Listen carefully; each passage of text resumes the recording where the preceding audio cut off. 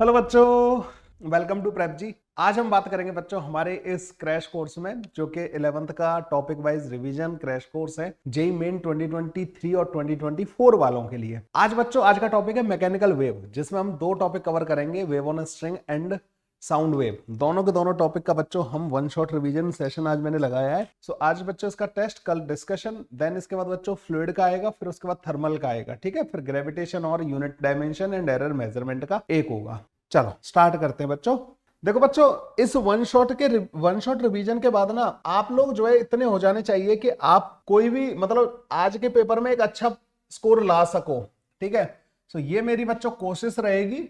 जितना मैं one shot में रिवीजन करा रहा हूं ना बच्चों, अगर तुमने इस वन शॉट के रिवीजन को भी अच्छे से सीख लिया तो कम से कम 70-80 नंबर तो ले आओगे, ठीक है। तो वन शॉट मतलब इतना इफेक्टिव होने वाला है, ये इतना इफेक्टिव होने वाला है, पॉइंट टू पॉइंट बात करने वाले हैं। अच्छा, वन शॉट में ज्यादा इंटरेस्ट तब आने लग जाता है जब हमें ये पता हो कि जो सर करा रहे हैं ना उसी से रिलेटेड क्वेश्चन हमें पूछे जाने वाले हैं। तो हमें क्या रहता है कि देखो, एक तो तुम सीरियस हो जाते हो, ठीक है, तो जो कॉन्सेप्ट मैं सिखा रहा हूं ना तो मैं तुम उसको ज्यादा अच्छे से सीख लेते हो। तो मैं तुम्हें ये कहना चाह रहा हूं बच्चों कि वन शॉट जो मैं अभी तुम्हें रिवाइज करवाने वाला हूं ना बच्चों, इसी में से अगर तुमने आज के सेशन को अटेंड कर लिया पूरा, और इसके बाद जब जाके तुम पेपर दोगे ना बच्चों, तो कम से कम आप लोग जो है 60 से 70 नंबर का पेपर मतलब करके आ जाओगे बड़े आराम से, इतना सीखने के बाद। तो अब वन शॉट में थोड़ा सा इंटरेस्ट आएगा ना, ठीक है, ध्यान से सुनना इसको। 60 से 70% पेपर इसी से सॉल्व हो जाएगा, ठीक है। चलो सबसे पहले बच्चों बात करेंगे हम साउंड वेव, और उसमें भी साउंड वेव और उसका भी सबसे पहले बच्चों डॉपलर इफेक्ट, डॉपलर्स इफेक्ट, ठीक है। डॉपलर्स इफेक्ट के बारे में बात करने वाले हैं। तो साउंड वेव और उसमें भी सबसे पहले बच्चों डॉपलर्स इफेक्ट। मैं बता रहा हूं बच्चों, इससे मैंने बहुत सारे क्वेश्चंस रखे हैं और इससे पेपर में भी आते हैं, ठीक है। तो इसलिए बच्चों आपको इसको सीखना तो बहुत ही ज्यादा जरूरी है। सबसे पहली बात बच्चों, Whenever there is relative motion, ये स्टेटमेंट आप सब लोगों की नोटबुक में लिखा हुआ है, इस स्टेटमेंट को ढंग से समझ लीजिए। यह साउंड वेव में इंटरफेरेंस और वेव ऑप्टिक्स का इंटरफेरेंस सेम है, बिल्कुल सेम है। बस साउंड वेव और लाइट वेव ज्यादा कोई डिफरेंस है नहीं इनमें, मतलब अगर वैसे समझा जाए इंटरफेरेंस पॉइंट ऑफ व्यू से तो सिमिलर टाइप का चलता है। इंटेंसिटी सब साउंड और वेव ऑप्टिक्स ही एक जैसी चलती है, ठीक है। कई लोग तो इसको वेव ऑप्टिक्स इसमें साउंड वेव में पढ़ाते भी नहीं है, डायरेक्ट वेव ऑप्टिक्स में ही पढ़ाते हैं। सब कुछ सेम है। उधर भी कई बार तो तुम ऐसे सिस्टम भी देखोगे जिनमें मतलब जैसे दो सोर्स बने होंगे और लाइन जैसे अपन वेव ऑप्टिक्स में पढ़ते हैं ना, वो सेम तरीके का आप लोगों को यहाँ पे भी देखने को मिल जाएगा, ठीक है। तो ये वो वाला पार्ट तो आप लोगों को, अगर वेव ऑप्टिक्स आपका स्ट्रॉन्ग है तो ये वाला तो मतलब आपको अलग से रिवाइज करने की जरूरत भी नहीं है, ठीक है। चलो मैं क्या बता रहा था बच्चों, डॉपलर इफेक्ट का स्टेटमेंट बता रहा था जो आपकी सबकी नोटबुक में लिखा हुआ है, और उसका स्टेटमेंट को बस मैं रिकॉल करवा दे रहा हूँ, लिखवा नहीं रहा मैं, ठीक है। जिन बच्चों को लिखना है वो वीडियो को रोक के बाद में लिख लेना, जो भी रिकॉर्डिंग वगैरह से देख रहे हो उनके लिए बोल रहा हूँ, ठीक है। Whenever there is relative motion between the source and the observer along the line joining them, exactly यही स्टेटमेंट होना चाहिए बच्चों।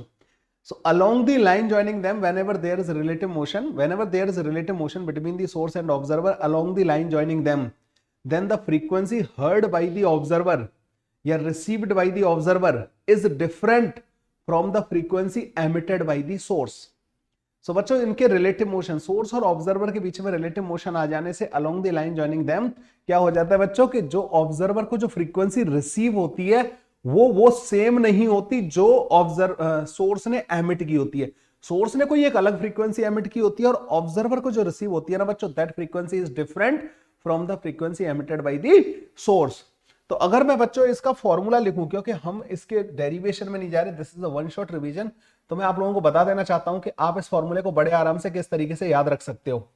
बच्चों यहां पे दो बहुत इंपॉर्टेंट फॉर्मूले हैं, दो चीजें चेंज होती हैं। एक तो बच्चों वेवलेंथ, वेवलेंथ बच्चों सिर्फ और सिर्फ सोर्स की मोशन पर डिपेंड करती है, या आप ऐसे लिख सकते हो वी साउंड प्लस का वी विंड माइनस का v source, f of source.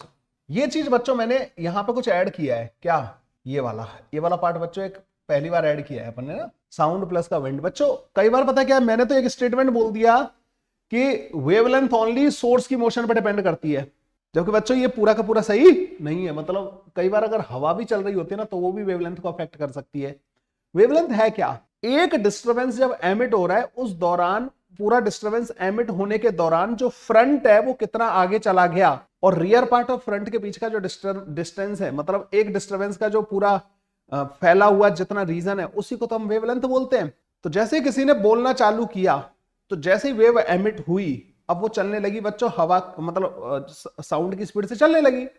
तो जब वो साउंड की स्पीड से चल रही है, तो हवा अगर चल रही होती है तो देखो वो साउंड की स्पीड को बढ़ा भी सकती है और घटा भी सकती है, इसलिए मैंने वेक्टर लिखा है। अगर ये दोनों एक डायरेक्शन में, तो ये क्या हो जाएंगे, अच्छा यहाँ पे प्लस और माइनस आएगा बच्चों ना, इस जगह पे ना प्लस और माइनस, ये तो बेसिकली बच्चों एक ही चीज हो गई। वैसे इसको बोलते हैं v sound with respect to wind, ठीक है, ऐसे बोला जाता है, ठीक है। तो जो वेलोसिटी आपको पता होती है ना, रूट के अंदर बीटा डिवाइडेड बाई रो, या रूट के अंदर gamma r t divided by m, जो बच्चों पता होती है ना आपको साउंड की speed, that is with respect to air, हवा के रेस्पेक्ट में होती है। अगर हवा चल रही होती है ना बच्चों, तो आपको हवा की वेलोसिटी को वेक्टोरियली ऐड करना पड़ता है, तब आपको पता लगता है कि बेसिकली साउंड की वेलोसिटी क्या होगी। सो मान लो हम तो सिर्फ दो ही केस ले रहे हैं, साउंड जिस डायरेक्शन में जा रही है, या तो उस डायरेक्शन में हवा या उसके अपोजिट, ठीक है। तो बच्चों क्या होगा कि साउंड की स्पीड को चेंज कर देती है कौन, विंड की, विंड अगर चल रही है तो, ठीक है, विंड उसकी स्पीड को बच्चों घटा या बढ़ा दोनों तरीके से अफेक्ट कर सकती है, तो उसका ध्यान रखिएगा, ठीक है। बाद बाकी जो लैम्डा होता है ना बच्चों, अगर हवा का केस नहीं है, अगर विंड का कोई केस नहीं है बच्चों, विंड का कोई लफड़ा नहीं है, तो ये लैम्डा हो जाता है बच्चों, यहां पे हमारे पास लैम्डा हो जाएगा बच्चों वी साउंड प्लस या माइनस का v source divided by f s, ठीक है बच्चों, ये ध्यान रखिएगा। अब इसमें ध्यान रखना बच्चों, जिस डायरेक्शन में सोर्स चल रहा है, अगर आप उसी डायरेक्शन वाली वेव में इंटरेस्टेड हो, मतलब सोर्स की डायरेक्शन ये है, वी सोर्स बच्चों इधर की तरफ है, और आपका ऑब्जर्वर भी बच्चों इधर की तरफ ही है, ठीक है, तो बच्चों लैम्डा जो है डिक्रीज हो जाएगा, और डिक्रीज होने का मतलब है कि आप यहां पे नेगेटिव लोगे, मतलब ऊपर वाले फॉर्मूले में जो लैम्डा आएगा ना, वो वी साउंड माइनस का v source divided by f के बराबर आ जाएगा, ठीक है। अगर उल्टा केस हो बच्चों कि सोर्स इधर की तरफ जा रहा है वीएस से, और ऑब्जर्वर बच्चों इधर की तरफ है, तो अब जो इधर आ रही होंगी ना, उनकी वेवलेंथ बच्चों चेंज हो जाएगी, वी साउंड प्लस का v source divided by f s के बराबर। क्या ये फॉर्मूले आप लोग याद रख पाओगे बच्चों, ठीक है, दोनों चीजें ध्यान में रख पाओगे। अगर आप लोगों ने मेरे से पढ़ा होगा तो आपको ये रिकॉल हो गए होंगे बड़े आराम से कि सर वेवलेंथ कैसे कैसे चेंज होती है, मुझे पता है। सिर्फ सोर्स की मोशन पर डिपेंड करती है, अगर विंड का कोई इश्यू नहीं है तो, ठीक है। यस, फ्लूइड के अंदर भी डॉपलर लगाते हैं ना अपन, जो है मतलब वो तो बेसिकली क्या है ना बच्चों, जैसे मान लो एक सोर्स एयर में, उसने एक वेवलेंथ एमिट कर दी, मतलब ना साउंड एमिट की उसकी वेवलेंथ है। अब वो वेवलेंथ जैसे वाटर में एंटर करेगी ना, तो v equal to f lambda, f तो चेंज होता नहीं है क्योंकि वहां पर रिफ्रैक्शन होगा, तो एफ तो चेंज होता नहीं है, तो लैम्डा चेंज हो जाएगा। तो वाटर में उसकी वेवलेंथ जो एयर में वेवलेंथ है ना, वाटर के अंदर डिफरेंट हो जाएगी। अब उस वेवलेंथ को जब रिसीवर रिसीव करेगा, तो वो अलग स्पीड से आ रही होगी, मतलब ना एक डिस्टरबेंस कान में एंटर कर रहा है, वाटर के अंदर उसकी स्पीड भी डिफरेंट होगी, तो आपको उसका जो रेयर पार्ट है ना, वो वाटर के अंदर वाली स्पीड से एंटर करता हुआ फील करोगे, तो लैम्डा भी चेंज हो जाएगा, तो स्पीड भी चेंज हो जाएगी। तो वहां पे आप उस तरीके से टाइम पता करोगे कि एक वेव को रिसीव करने में कितना टाइम लग रहा है, और उसका 1/t करके आप फ्रीक्वेंसी पता कर सकते हो कितनी, तो वो तोड़ तोड़ के करना पड़ता है। तो जब मीडियम चेंज होता है ना, तो आपको टुकड़ों में तोड़ के करना पड़ेगा उसको, ठीक है। ये वाला पार्ट आपको वेवलेंथ वाला समझ में आया पूरा का पूरा, ठीक है। वेवलेंथ बच्चों इन चीजों पर डिपेंड करती है, कब वेवलेंथ बढ़ेगी कब वेवलेंथ घटेगी, ये समझ में आ गया रे, ठीक है। अब आ जाते हैं बच्चों फ्रीक्वेंसी पे, frequency received by the observer, F observer को जो सुनाई देगी।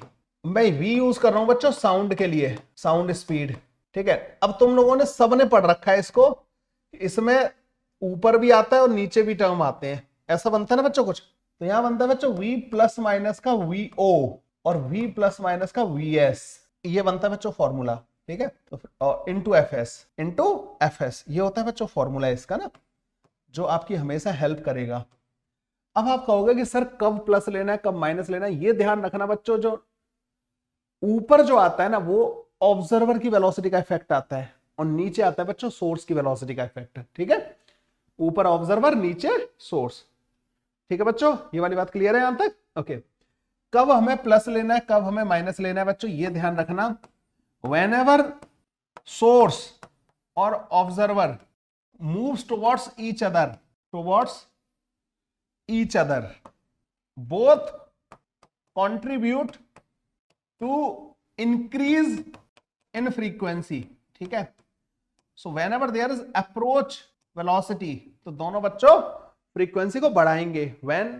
whenever source and observer moves towards each other both contribute to increase the frequency। जैसे कुछ एग्जांपल लेते चलते हैं, ये सोर्स है बच्चों और ये ऑब्जर्वर है, ठीक है, ये ऐसे मूव कर रहा है वीएस से, ये ऐसे मूव कर रहा है, दोनों ही एक दूसरे की तरफ मूव कर रहे हैं। एक केस ऐसा हो सकता है बच्चों, जैसे मान लो सोर्स ओनली मूव कर रहा है, ऑब्जर्वर बच्चों रेस्ट पे, ठीक है ना, ऐसा भी बन सकता है, या ऑब्जर्वर मूव कर रहा हो सोर्स रेस्ट पे हो, ये केस बनेंगे। अब ये दोनों क्या कंट्रीब्यूट करेंगे, क्योंकि दोनों की ही एक दूसरे की तरफ वेलोसिटी अप्रोच हो रही है दोनों की वजह से, तो इस केस में बच्चों क्या बनेगा, दोनों ही बढ़ाएंगे। ऑब्जर्वर की वेलोसिटी कहां थी बच्चों, ऊपर, अगर उसका कंट्रीब्यूशन बढ़ाने में जाना है तो ऊपर बच्चों क्या आएगा, माइनस अगर आया तो ये चीज घटेगी, और प्लस आया तो ऊपर वाली चीज ज्यादा हो जाएगी, ठीक है ना। तो अगर ऑब्जर्वर अप्रोच कर रहा है सोर्स को तो उसका कंट्रीब्यूशन फ्रीक्वेंसी को बढ़ाने में जाएगा, तो ऊपर क्या आएगा बच्चों, प्लस। सोर्स इसको अप्रोच कर रहा है, लेकिन सोर्स की वेलोसिटी का कंट्रीब्यूशन डिनोमिनेटर में होता है, और डिनोमिनेटर में अगर आप चाहते हो कि ओवरऑल फ्रीक्वेंसी बढ़े तो डिनोमिनेटर छोटा होना चाहिए, मतलब यहां पे माइनस आएगा। तो बच्चों ये जो एफ एस है ना बच्चों, ये बन जाएगा वी प्लस का v o divided by v minus का v s into f s. लो जी, आई बात समझ में, ये वाली बात समझ में आई बच्चों, यस, खत्म। अब जैसे इसमें आ जाओ, इसमें क्या है बच्चों, ऑब्जर्वर का तो कोई कंट्रीब्यूशन ही नहीं है, तो ऊपर वी रहेगा ओनली, नीचे क्या हो जाएगा, सोर्स अप्रोच कर रहा है, नीचे वाली चीज छोटी होनी चाहिए। लो जी, ये एफ आ गया, ठीक है बच्चों, ये फॉर्मूला अप्लाई करना सीख गए तुम लोग, ये वाला फॉर्मूला। और केसेस कर लेते हैं बच्चों यहां पे थोड़े से ना। सोर्स बच्चों इधर की तरफ जा रहा है, और O1 है, वो भी इधर की तरफ जा रहा है, और एक बच्चों यहाँ पे O2 है, वो इधर की तरफ जा रहा है, नहीं वो भी इधर, उसे भी इधर ही चला देते हैं, ठीक है, VO2 से, और एक भाई साहब इधर है O3, वो इधर की तरफ जा रहा है VO3 से। जल्दी से बता दो बच्चों इसको, FO2 क्या होगा, FO1 क्या होगा, FO3 क्या होगा, और साउंड की स्पीड बच्चों V कंसीडर करनी है, काम खत्म, एक में ही सारे के सारे केस कवर हो जाएंगे। इस वन शॉट को करने के बाद बच्चों आप लोग ना आज के पेपर में फोड़ सकते हो, अगर तुम लोग जितना पढ़ा रहा हूं उतना भी अच्छे से तुम लोगों ने समझ लिया तो, ठीक है। देखो भाई यहाँ पे इन दोनों का देखते हैं पहले ना, यहाँ पे क्या हो रहा है, ऑब्जर्वर दूर भाग रहा है, दूर भागेगा तो बच्चों ये घटाएगा, तो V माइनस का VO2। सोर्स बच्चों अप्रोच कर रहा है, अप्रोच कंट्रीब्यूशन पॉजिटिव मतलब बढ़ाने वाला रहेगा, तो नीचे आता है सोर्स का कंट्रीब्यूशन, इसलिए ये, ठीक है। इन दोनों में आ जाओ, यहां पे ये सोर्स अब अवे जा रहा है, तो V प्लस का VS, और ऑब्जर्वर टुवर्ड्स जा रहा है तो V माइनस का VO1 इंटू FS। इसमें और इसमें आ जाओ, दोनों ही अवे जा रहे हैं, दोनों ही घटाएंगे, V माइनस का VO3 और वो V प्लस का VS FS। λ1 सॉरी λ2, इसको जो वेवलेंथ मिल रही होगी, सोर्स इसको अप्रोच कर रहा है, छोटी हो जाएगी, V माइनस का VS डिवाइडेड बाई FS। इसको जो मिल रही होगी इससे तो दूर भाग रहा है, V प्लस का VS डिवाइडेड बाई FS। और सेम इसके लिए होगा, इस सोर्स पे डिपेंड करता है, इसकी मोशन पे डिपेंड ही नहीं करता, लैम्डा ये 1 है, V प्लस का VS डिवाइड बाई FS। लो जी, this will be the answer, ठीक है।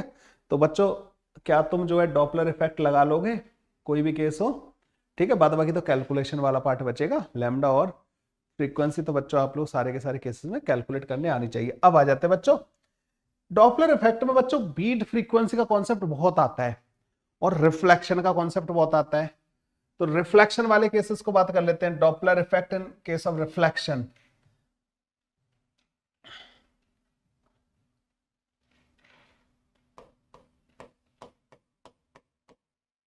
डॉपलर्स इफेक्ट रिफ्लेक्शन केसेस, ठीक है।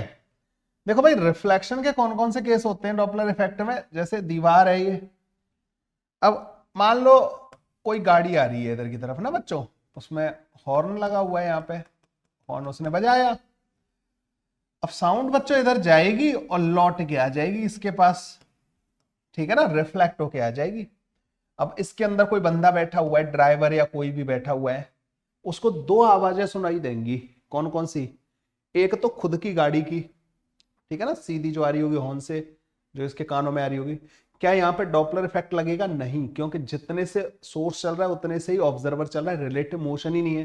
क्या इन दोनों हॉर्न और मैन के बीच का डिस्टेंस चेंज हो रहा है? नहीं, तो यहाँ तो डॉपलर नहीं लगेगा, उसको सीधी वही आवाज सुनाई देगी। तो ट्रेन के अंदर जो बैठे होते हैं ना पैसेंजर, उनको ट्रेन की मतलब वही सेम आवाज सुनाई देती है बच्चों ना, सेम फ्रीक्वेंसी पे सुनाई देती है। ये वाली बात क्लियर हो गई सारे बच्चों को? ठीक है, तो उनको नहीं, उनको चेंज नहीं होगा। लेकिन जो इधर जाके दीवार से रिफ्लेक्ट होके आ रही है बच्चों, उसकी फ्रीक्वेंसी चेंज हो जाएगी, उसमें डॉपलर इफेक्ट लगेगा। तो होता क्या है बच्चों, यहां पे दो फ्रीक्वेंसी सुनाई देती है इनको ना, एक तो एफएस सुनाई देती है, एक बच्चों डॉपलर इफेक्ट लगाने के बाद जो सुनाई देगी। इन दोनों का जो डिफरेंस होता है ना बच्चों, वो बीट फ्रीक्वेंसी कहलाता है। हमेशा बच्चों बीट फ्रीक्वेंसी पता करने के लिए ना आपको दो डिफरेंट डिफरेंट फ्रीक्वेंसी चाहिए, ठीक है। इन्हीं का जो डिफरेंस होता है बच्चों, वही बीट फ्रीक्वेंसी कहलाता है। चाहे एफ एस माइनस का एफ डी कर लो या एफ डी माइनस का एफ एस कर लो, जो भी बड़ी होगी बच्चों वो वाली हो जाएगी। समझ में आया बच्चों? तो मोस्ट ऑफ द केसेस जो होते हैं डॉपलर इफेक्ट के और बीट फ्रीक्वेंसी के, वो इस तरीके के होते हैं। या कई बार बच्चों यहाँ पे बीच में एक ऑब्जर्वर खड़ा कर दिया इन्होंने, उस ऑब्जर्वर को एक तो इससे डायरेक्ट आ रही होगी। अच्छा ध्यान रखना, ये चलाना पड़ेगा तुम्हें ना। उस ऑब्जर्वर को एक तो डायरेक्ट आवाज आ रही होगी, एक पीछे से रिफ्लेक्ट होकर आ रही होगी। मतलब आपको हमेशा दो आवाज ढूंढनी है। बीट फ्रीक्वेंसी की अगर बात हो रही है तो दो डिफरेंट फ्रीक्वेंसी ढूंढनी है। क्या ये बात क्लियर है सारे बच्चे लोगों को?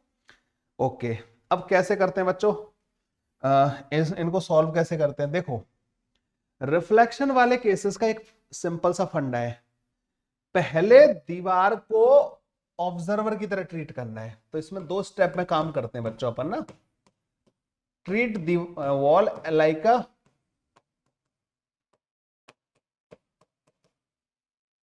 एन ऑब्जर्वर, ठीक है भाई। पहले दीवार को बच्चों ऑब्जर्वर की तरह ट्रीट करना है, और फ्रीक्वेंसी जो उसको रिसीव हो रही होगी ना, वो फ्रीक्वेंसी बच्चों कैलकुलेट कर लेनी है। तो अब मुझे बताओ, ये सोर्स है और वो दीवार ऑब्जर्वर है, तो क्या, अच्छा दीवार चल भी रही हो सकती है कभी कभी ना, मतलब जो सामने वाली चीज है वो चल रही हो। खैर मैं इसमें डॉपलर इफेक्ट लगा रहा हूं, ऑब्जर्वर और ये सोर्स अप्रोच कर रहा है, ऑब्जर्वर रेस्ट पे, तो v divided by v minus का vs इंटू एफ एस लगेगा, नहीं लगेगा? ये बच्चों उसने रिसीव की, एफ इंसिडेंट। अब बच्चों सेकंड स्टेप होता है, स्टेप 2 है, नाउ वॉल बिहेव लाइक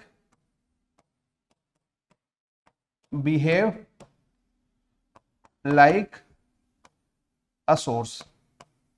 अब बच्चों दीवार एक सोर्स की तरह बिहेव करना चालू कर देगी, ठीक है। और सोर्स ऑफ फ्रीक्वेंसी एफ इन, जो ऊपर वाले केस में जो फ्रीक्वेंसी कैलकुलेट किया ना, ये इस फ्रीक्वेंसी का ही सोर्स बन जाएगी। अब मान लो यहां पे सोर्स रखा होता, now this behave like an observer. तो अब साउंड ऐसे आ रही होती है बच्चों, और तुम समझ रहे हो ये अब ऑब्जर्वर है, अब वो सोर्स है। ऑब्जर्वर सोर्स की तरफ जा रहा है, approach, now this is observer, that is the source. तो एफ जो रिफ्लेक्टेड होगी ना बच्चों, जो इसको सुनाई देगी, अच्छा इसको एफ रिफ्लेक्टेड लिख देते हैं, ठीक है, रिफ्लेक्टेड वाली, रिफ्लेक्टेड। तो ऑब्जर्वर बच्चों अब सोर्स की तरफ जा रहा है, तो वी ऑब्जर्वर का अप्रोच है, ऑब्जर्वर, क्योंकि नाउ सोर्स इज दैट, तो ऑब्जर्वर जा रहा है बच्चों, ऐड करना पड़ेगा v s divide by v f इन, और ऊपर से लाके इसको पुट कर दो बच्चों, ठीक है। तो वी प्लस का v s divide by v into v divide by v minus का v s into f s. तो वी प्लस का वी एस, वी माइनस का v s into f s. मतलब जैसे इस वाले केस में बच्चों ये आ जाएगा। क्या ये बात आप लोगों को पूरी क्लियर हो गई बच्चों? रिफ्लेक्शन वाला केस समझ में आ गया? ठीक है। अच्छा बच्चों, डॉपलर का इफेक्ट ना लाइट वेव में भी होता है।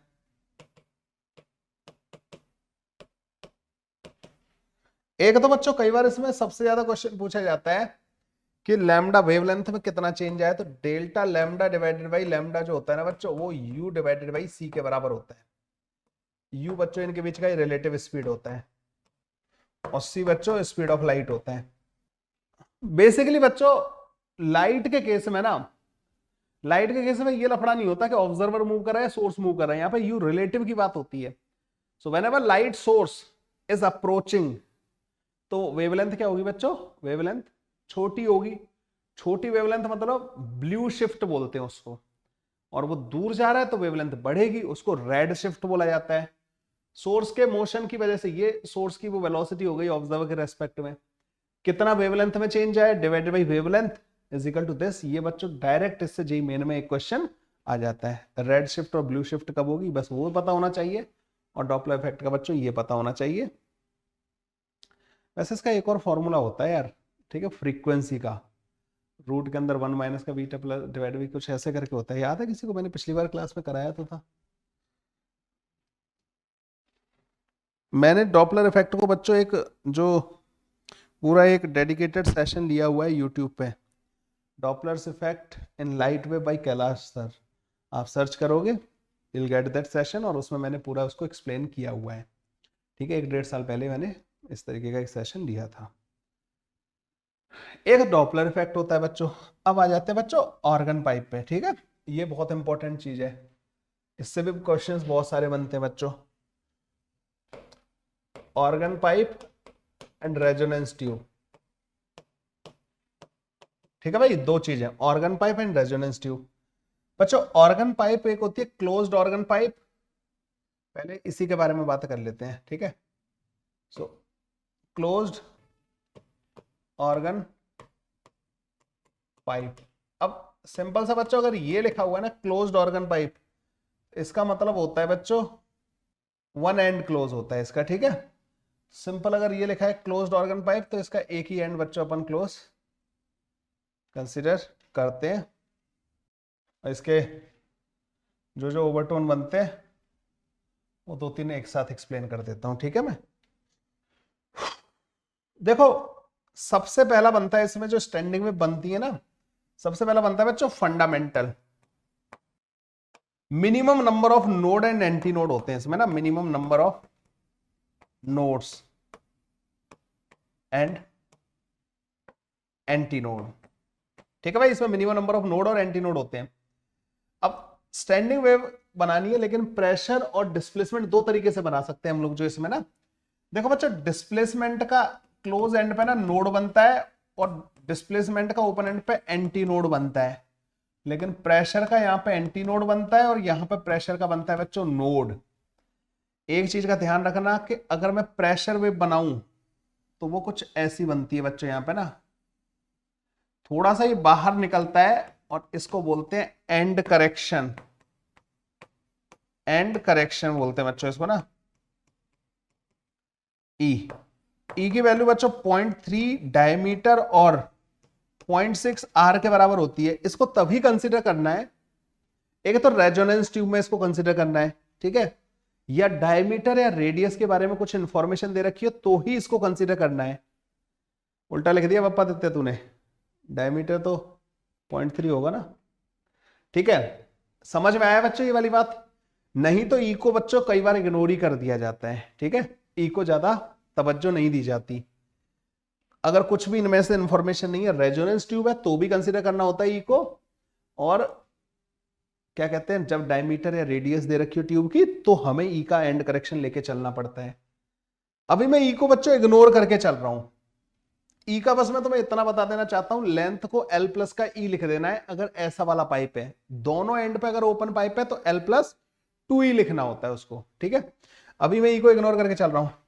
ये बताओ आधा लूप है ये, तो आधा लूप होता है लैम्डा बाई 4 लेंथ, और बच्चों वो L के बराबर होना चाहिए, और V इक्वल टू होता है बच्चों एफ लैम्डा, तो लैम्डा की वैल्यू यहां से 4L के बराबर आ गई, तो एफ नॉट जो फंडामेंटल मोड में जो फ्रीक्वेंसी आ जाएगी ना बच्चों V बाई 4L के बराबर आ जाएगी, ठीक है। This is the fundamental frequency, fundamental, ठीक है भाई।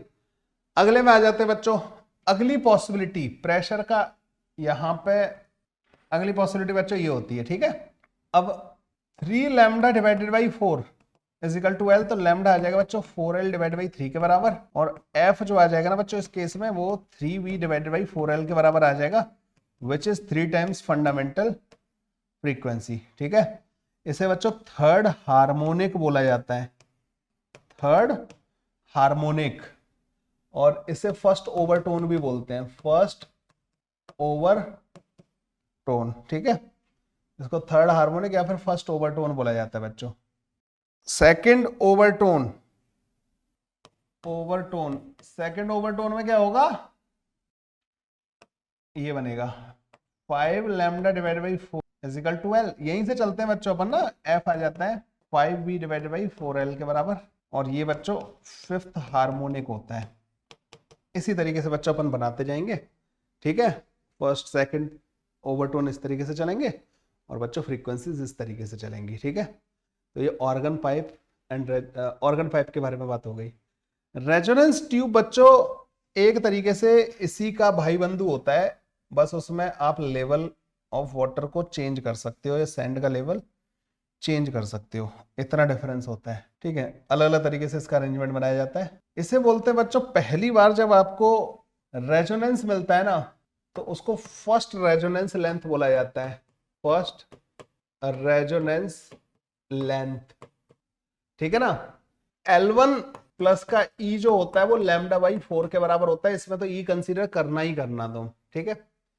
फिर बच्चों आपको ऐसे ही सेकंड रेजोनेंस लेंथ मिलती है यहाँ पे L2, तो L2 प्लस का ई जो होगा बच्चों वो 3 लैम्डा बाई 4 के बराबर होगा। इन दोनों को सॉल्व करके यहाँ से ई पता कर लिया जाता है, लैम्डा पता कर लिया जाता है, L1 और L2 पता होते हैं हमें, ठीक है। L2 is the second resonance length. ऐसे ही चलते हैं बच्चों इसके क्वेश्चंस ना, सेकंड रेजोनेंस लेंथ, ठीक है। ये होता है बच्चों इसका कॉन्सेप्ट। जब स्टैंडिंग वेव बन रही होती है ना प्रॉपर, मतलब अगर आपने फ्रीक्वेंसी इसके हिसाब से सेट कर दी जो इसकी रेजोनेंस फ्रीक्वेंसी आ रही है, अगर वही ट्यूनिंग फॉर्क लिया तो रेजोनेंस होगा, तब स्टैंडिंग वेव प्रॉपर बनेगी, ठीक है। डन बच्चों यहां तक। थोड़ा सा स्टैंडिंग वेव के बारे में बात कर लेते हैं, क्योंकि ये सब स्टैंडिंग वेव से ही रिलेटेड है। स्टैंडिंग वेव जो होती है ना बच्चों, वैसे उसकी जनरल इक्वेशन, पहले तो इसके लिए वेलोसिटी डिफाइन नहीं होती बच्चों, ठीक है। तो delta p equal to delta p not sine के एक्स प्लस का phi 1 sine omega T plus का फाई 2, ऐसी होती है बच्चों इसकी इक्वेशन। ये प्रेशर एम्पलीट्यूड होता है। देखो बच्चों, अगर x इक्वल टू 0 पे नोड दे रखा है तो ये इक्वेशन थोड़ी सी ऐसी हो जाएगी, डेल्टा पी नॉट साइन के x sine omega T plus का फाई। अगर x इक्वल टू 0 पे एंटी नोड दे रखा है तो delta p equal to delta p not cos के x into sine omega T plus का पाई। ऐसी बन जाएंगी इक्वेशन। एम्पलीट्यूड जो होता है ना बच्चों इसमें, और डेल्टा पी नॉट साइन या कॉस जो भी आ रहा है के एक्स प्लस का फाई 1 का मॉड होता है बच्चों ना, ये होता है इसका एम्पलीट्यूड। अगर आपको किसी भी जगह पे एम्पलीट्यूड पता करना है, एक्स की वैल्यू पुट कर देना इसमें, और के वगैरह तो तुम यहां से पता कर लोगे। ये स्टैंडिंग वेव का बच्चों ये पता लग गया। नोड और एंटी नोड के बीच में डिस्टेंस और वो सब तो तुम लोगों को ऑलरेडी आते ही है। नोड, दो नोड के बीच का डिस्टेंस, सक्सेसिव नोड के बीच का डिस्टेंस लैम्डा बाई 2 होता है। नोड और एंटी नोड के बीच का डिस्टेंस लैम्डा बाई 4 होता है। नोड के इधर उधर वाले पॉइंट आउट ऑफ फेज होते हैं, ठीक है ना। एक लूप के सारे पॉइंट सेम फेज में होते हैं, वो सब पता है बच्चों। वो तो स्टैंडिंग वेव की जो प्रॉपर्टीज है वो सब आपको पता होनी चाहिए, ठीक है। तो ये स्टैंडिंग वेव के बारे में थोड़ी सी बात हम लोगों ने यहाँ पे। सुपरपोजिशन में मैं नहीं जाने वाला, बिकॉज सुपरपोजिशन तो फिर एक अथाह मतलब उसमें पॉसिबिलिटीज होती हैं। आप वेव ऑप्टिक्स और इसका सुपरपोजिशन एक ही तरीके का मानो, ठीक है। इंटरफेरेंस जो अपन ने पढ़ा है ना वेव ऑप्टिक्स में, वो और साउंड वेव का सेम तरीके का चलता है, कोई खास डिफरेंस नहीं है। और अगर हम इंटरफेरेंस का जब रिवीजन करेंगे तो हम अब इसको वेव ऑप्टिक्स में करेंगे। जब वेव ऑप्टिक्स 12th वाले टॉपिक में पढ़ाऊंगा ना, तब हम उसका रिवीजन करेंगे, यहां नहीं कर रहे, क्योंकि यहां फिर फैल जाएगा रायता, क्योंकि वहां पे सिर्फ हमारा मेन फोकस सिर्फ उसी पे होगा, रिवीजन पे, ठीक है। यहाँ पे मतलब उसका कोई फायदा नहीं है। ओके, तो अब बच्चों आते हैं कि प्रेशर एंड मतलब डिस्प्लेसमेंट वेव में जो रिलेशन होता है, ठीक है, relation between pressure and displacement. Sound wave, pressure and displacement, ठीक है, और वो पावर का जो रिलेशन होता है उनके बारे में थोड़ा सा फॉर्मूलाज का रिवीजन कर लेते हैं। साउंड वेव की जो डिस्प्लेसमेंट इक्वेशन होती है वो S not sign omega T minus का के एक्स प्लस का फाई, ऐसी होती है बच्चों। डेल्टा पी जो होता है ना वो माइनस का beta times ds divided by dx के बराबर होता है। ये बच्चों प्रेशर में चेंज होता है, ठीक है, प्रेशर नहीं होता। अगर तुम प्रेशर लिखोगे ना तो वो तो बच्चों पी नॉट प्लस का डेल्टा पी के बराबर आएगा, ठीक है। एब्सोल्यूट प्रेशर अलग होता है, साउंड वेव की वजह से जो प्रेशर में चेंज आता है वो ये आता है। बच्चों इसका एक प्रेशर एम्पलीट्यूड होता है, जैसे डेल्टा पी को आप लिखोगे ना तो delta p not sign omega T minus का के एक्स प्लस का फाई, ठीक है, ऐसी इक्वेशन होती है इसकी। वैसे तो डिफरेंशिएट करके कॉस में कन्वर्ट हो जाता है, अगर ऊपर वाली इक्वेशन लेके चलोगे ना तो कॉस में कन्वर्ट हो जाएगा ना, इसको डिफरेंशिएट करोगे।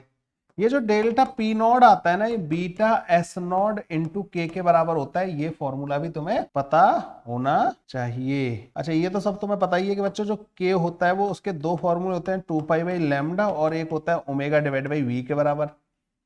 मुझे नहीं लगता कि इसमें कोई किसी को परेशानी होगी, ठीक है भाई।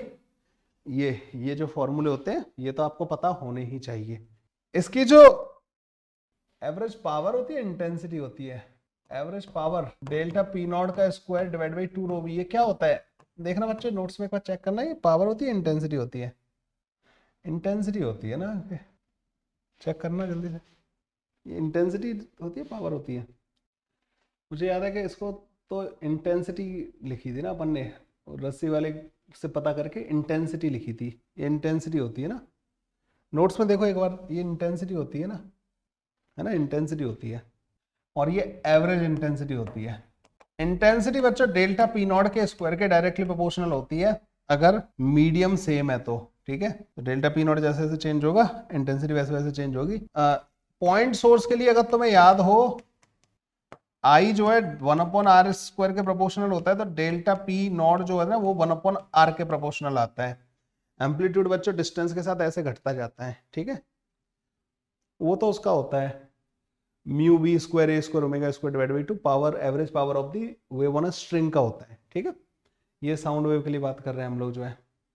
तो ये होते हैं बच्चों, ये सारे फॉर्मूले उसके स्टार्टिंग वाले पोर्शन से हो गए। इसके इक्वेशन में नहीं जा रहे अपन ना, इक्वेशन से सिर्फ इतना ही मिलता है अपन को ना। तो ये आ गया हमारे पास पावर के फॉर्मूले बच्चों सारे के सारे ना।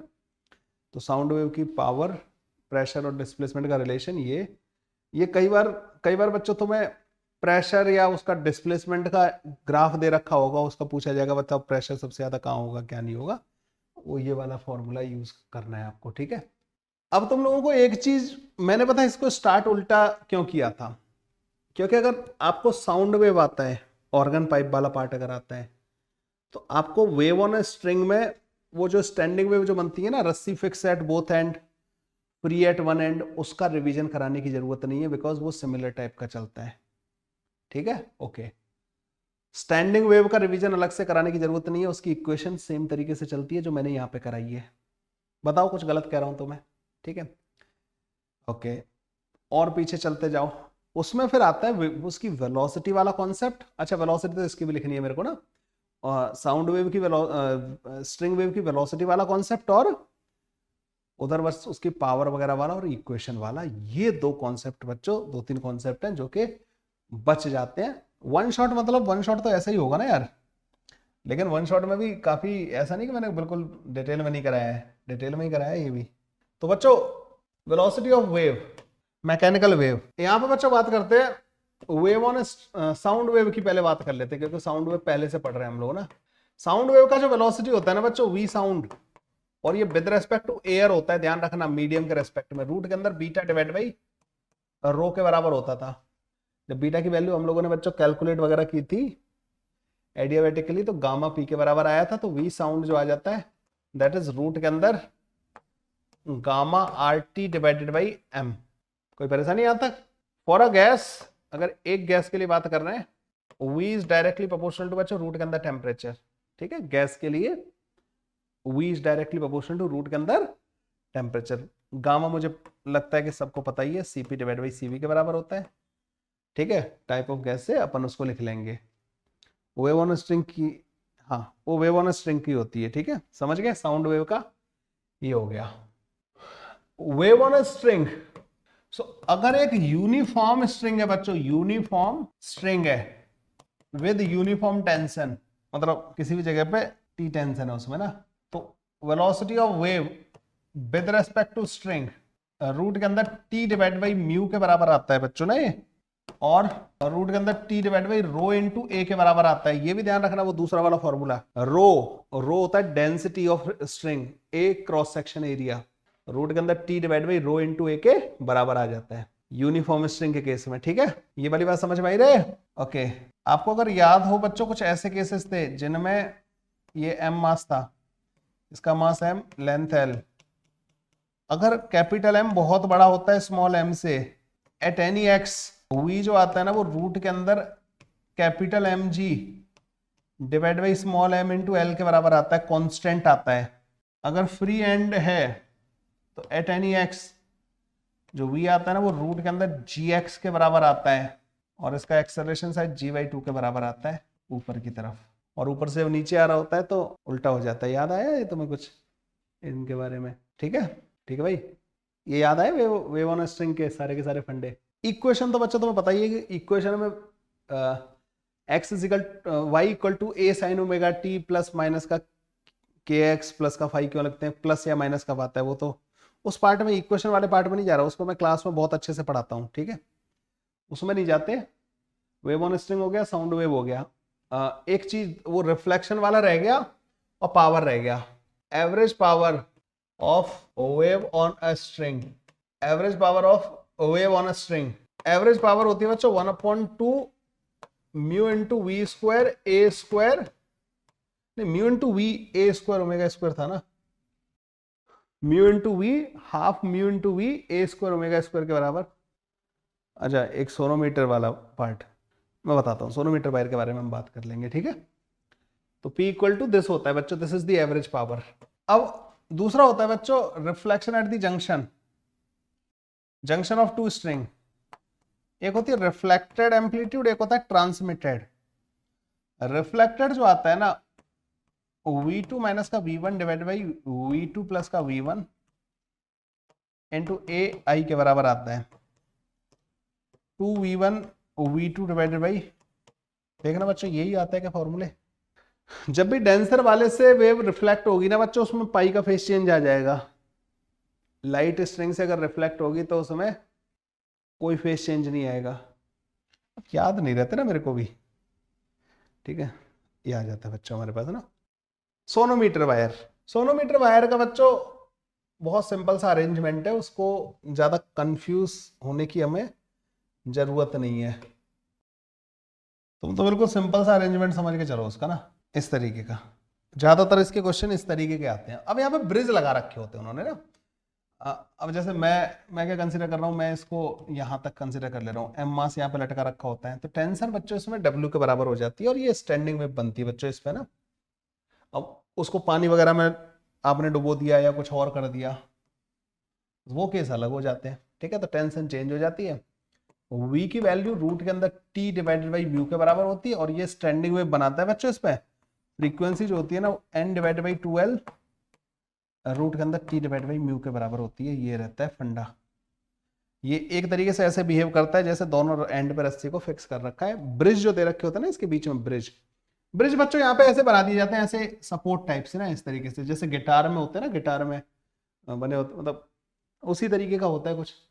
यहाँ पे बच्चों ऐसे ब्रिज टाइप के बना दिए जाते हैं ना, तो जिस जगह ब्रिज होता है वहाँ नोड बनता है, उसके बीच वाला जो रस्सी है ना, that is available for the standing wave, तो उस पर स्टैंडिंग वेव बन रही होती है। ये होता है इसका कॉन्सेप्ट बच्चों, ये होता है बच्चों सोनोमीटर वायर का कॉन्सेप्ट।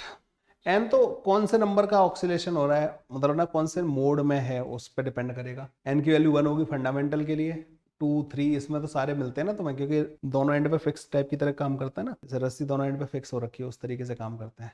तो सोनोमीटर वायर का बच्चों सिंपल सा अरेंजमेंट ये दिमाग में लेके चलो। हाँ, इसको तुम डिप करा दोगे, बॉयंसी लग के उसके वेट को कम कर देगा, टेंशन की वैल्यू ये कम हो जाएगी। ठीक है, ये होता है ज़्यादा से ज़्यादा। ओवरऑल एक आइडिया दे दिया बच्चों मैंने पूरे टॉपिक का। आई होप आप लोगों को काफ़ी हेल्प मिल जाएगी आज के सेशन में, मतलब आज के टेस्ट में आपको इससे काफ़ी मदद मिलनी चाहिए। ठीक है, और ठीक है, मेरे ख्याल से देखो पूरा तो पढ़ाने का कोई मतलब नहीं बनता, आपको पूरे चैप्टर में मैं घुमा के ले आया। ठीक है, फॉर्मूले जो थे वो सारे रिवाइज करवा दिए मैंने। भाई फिर खत्म करें आज का सेशन। पेपर दो आज रात को 9 से 10 पेपर दो, कल मिलेंगे रात को 9 से 10, इसका डिस्कशन करते हैं। ठीक है, निपटारा करते हैं इस चैप्टर का। चलो बाय।